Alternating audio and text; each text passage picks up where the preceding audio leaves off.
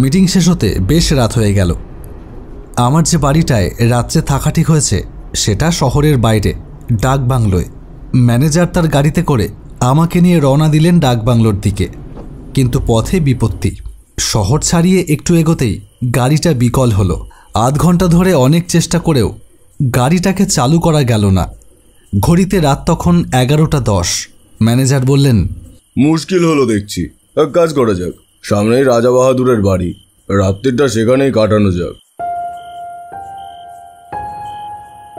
মস্ত বড় লোহার ফটক।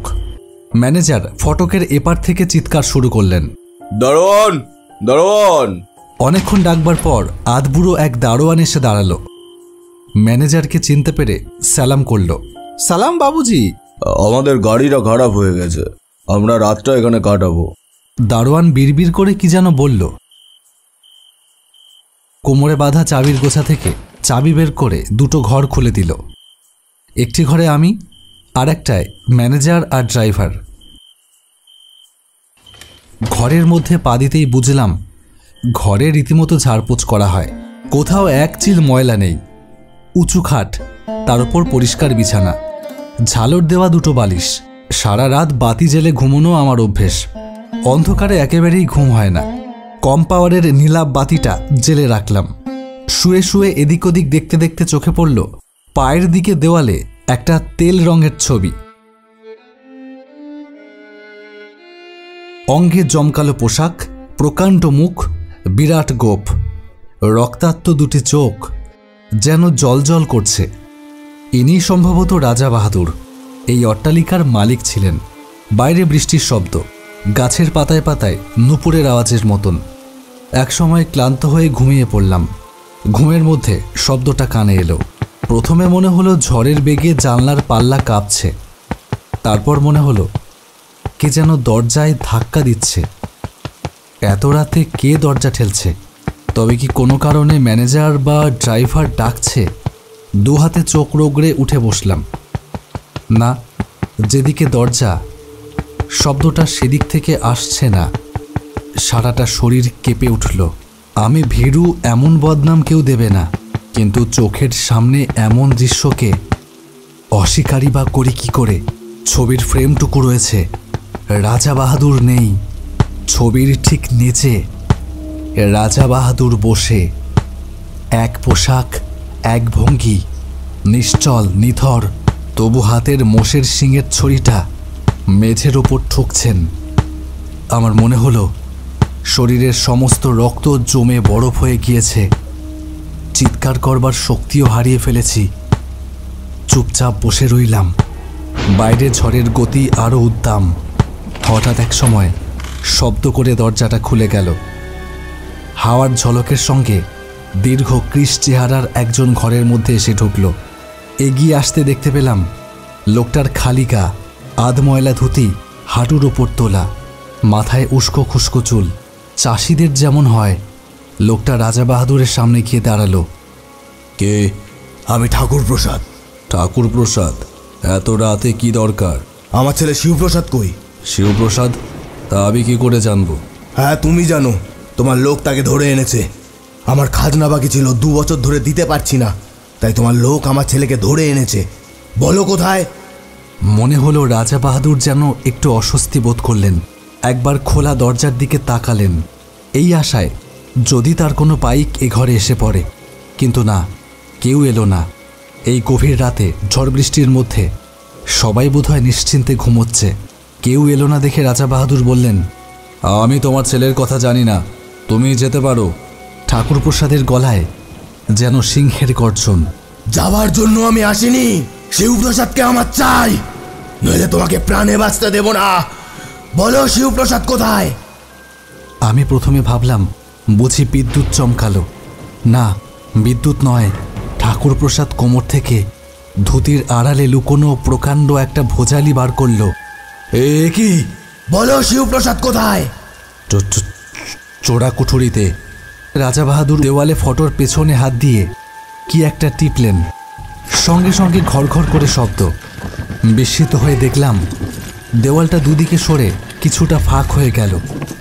রাজা বাহাদুর সেই দিকে আঙুল দিয়ে দেখিয়ে বললেন, ওই যে ওই যে চোরাকুঠুরি, ওইখানে তোমার ছেলে আছে। ঠাকুরপ্রসাদ যেভাবে নেমে গেল মনে হলো যেন সিঁড়ি আছে। একটু পরেই একটা আর্তনাদ শোনা গেল। শিবপ্রসাদ, শিবপ্রসাদ, শিবপ্রসাদ, বাবা মার। ঠাকুরপ্রসাদ ওপরে উঠে এলো। তার কোলে মরা ছেলে। তার কান্নার শব্দে আমার বুকের ভিতরটা কেঁপে উঠল। মরা ছেলেকে মেঝের উপর নামিয়ে রেখে ঠাকুরপ্রসাদ সোজা হয়ে রাজা বাহাদুরের মুখোমুখি দাঁড়ালো। বজ্র গর্জনে বলল, আর নয়, আর নয়, তোমার অত্যাচার অনেক সহ্য করেছি, এবার প্রতিশোধ নেব। যে ভোজালিটা কোমরে গুজে রেখেছিল সেটা আবার টেনে বার করলো। এখনই আমার চোখের সামনে একটা খুনোখুনি হয়ে যাবে ভেবে চিৎকার করে উঠলাম। কিন্তু কি আশ্চর্য, গলা দিয়ে একটুও স্বর বেরোলো না। রাজা বাহাদুর চেঁচালেন, রামলোচন, রামলোচন, পিয়ারিলাল। ঠাকুরপ্রসাদ জোরে হেসে উঠল।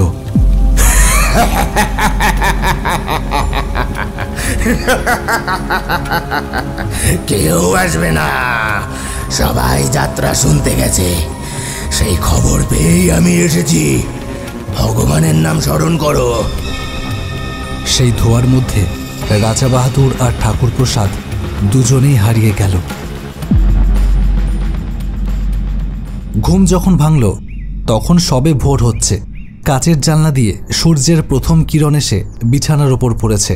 বিছানা থেকে উঠতেই ফটোর দিকে দেখলাম রাজা বাহাদুরের প্রকাণ্ড মূর্তি। বিছানা থেকে নেমে ফটোর পেছনে হাত দিয়ে দেখলাম চোরাকুঠুরি খোলবার মতন কোনো বোতাম দেখতে পেলাম না। মেঝেটাও ভালো করে পরীক্ষা করে দেখলাম, না, কোথাও কোনো ফাটল নেই। তাহলে সবই কি আমার মনের ভুল কিংবা স্বপ্নে দেখেছি? দরজা খুলে বাইরে এলাম। গেটের কাছে দারোয়ান বসে। তার কাছে গিয়ে দাঁড়াতেই সে উঠে সেলাম করল। তাকে সোজাসুজি প্রশ্নটা করলাম, আচ্ছা, এখানে চোরাকুঠুরিটা কোথায়? দারোয়ান চমকে উঠল। চোরাকুঠুরি? হ্যাঁ, যেখানে রাজা বাহাদুর প্রজাদের ধরে এনে রাখতেন। আপনাকে এসব কে বলল বাবুজি? সে যেই বলুক, কথাটা সত্যি কিনা তুমি তাই বলো। দারোয়ান চাপা গলায় বলল, আমি কিছু জানি না বাবুজি। বাবার কাছে শুনেছি যে ঘরে আপনি শুয়েছিলেন সেই ঘরে একটা চোরাকুঠুরি ছিল। মেঝেটা ফাঁক হয়ে নেমে যাওয়ার রাস্তাও ছিল। রাজা বাহাদুর মারা যাওয়ার পর তার ছেলে বিলাত থেকে ফিরে এসে মেঝে গেঁথে চোরাকুঠুরিটা বন্ধ করে দিয়েছিল। রাজা বাহাদুরের ছেলে কোথায় থাকেন? কলকাতায়।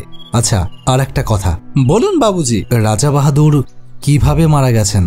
দারোয়ান তখনই কোনো উত্তর দিল না। একদৃষ্টে আমার দিকে চেয়ে রইল। কি হলো বলো? দারোয়ান প্রায় কেঁদেই ফেলল। আমি কিছু জানি না বাবুজি। আমার বাবার কাছে শুনেছিলাম তিনি এক চাষির হাতে খুন হয়েছিল। সে চাষির নাম ঠাকুরপ্রসাদ। ম্যানেজারের গলা কানে এলো, চলুন মুখ হাত ধুয়ে আমরা বেরিয়ে পড়ি, সকালে কলকাতা ফেরার একটা ট্রেন আছে।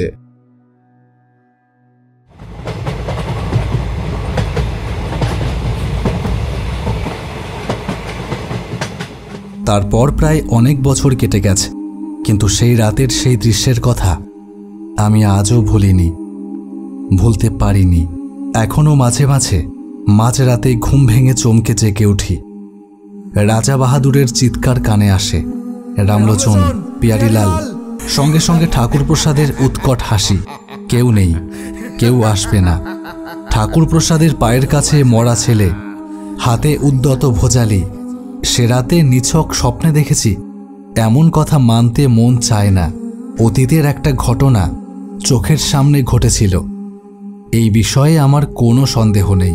কিন্তু কিভাবে এটা সম্ভব হলো এর কোনো উত্তরও আমার জানা নেই।